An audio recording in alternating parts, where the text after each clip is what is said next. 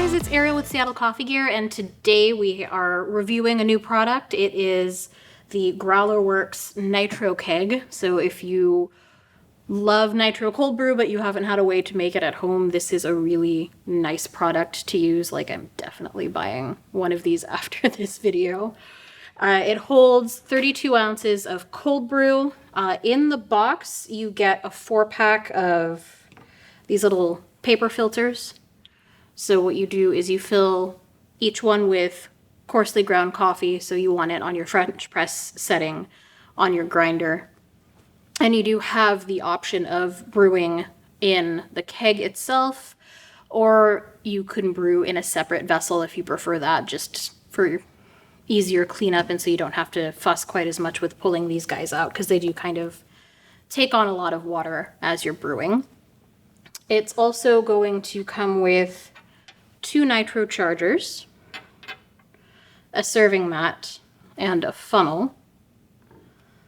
It's also going to have the user manual and kind of a little tool to help you fasten and unfasten things if they get too tight. All right, so I'm just going to kind of demonstrate how to use it. So in here, I have 32 ounces of cold brew. So I'm just going to pour it right in.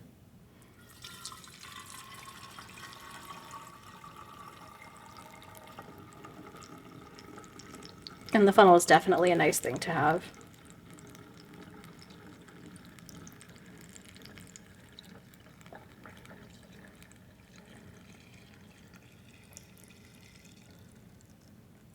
Okay. Perfect. Okay, so now we are going to go ahead and get our nitro cold brew going. So we're going to have our nitrogen canister. I'm going to put it in here. Make sure this guy is in the off position. And we're going to just gently put this on, and you're going to hear a tiny puff of gas. It went pff. Okay, so now we're going to put this on, and you want to make sure that it's good and sealed, and then you're going to turn it to infuse.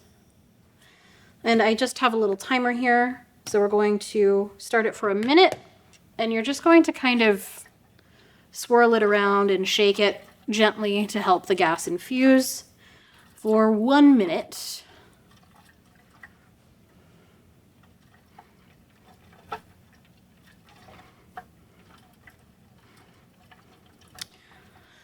And while we're shaking, you don't necessarily have to brew the cold brew in the infuser.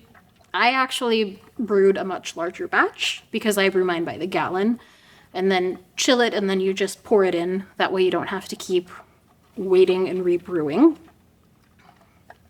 Just makes life so much easier.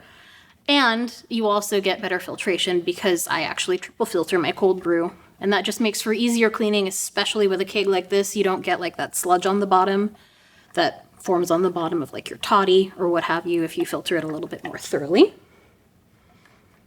Alrighty, it has been 1 minute. So now that it's done infusing, we're going to move it to pour. And that is where it's going to stay to kind of help you conserve gas. So what's going to happen is when we pour it, it's going to kind of cascade out there like Guinness. And there we go. We have our nitro cold brew.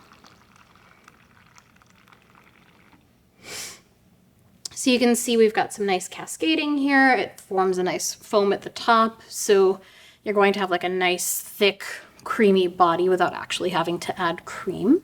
And just give it a little taste, see how it did. Yep, that is tasty. It's very rich. You kind of get like those little bubbles in there. It's very, very good.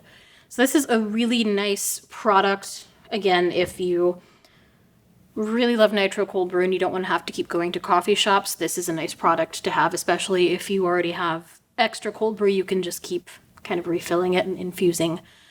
Other important things to note: when you take it apart to clean it, you want to make sure that you hand wash it with some soap and water. You would actually use the rest of the extra gas to help push the coffee out and also to vent the gas, just because you can kind of get a little bit of frostbite if you accidentally touch the nitro canister and there's still some nitrogen left in there. So that is another thing to keep in mind.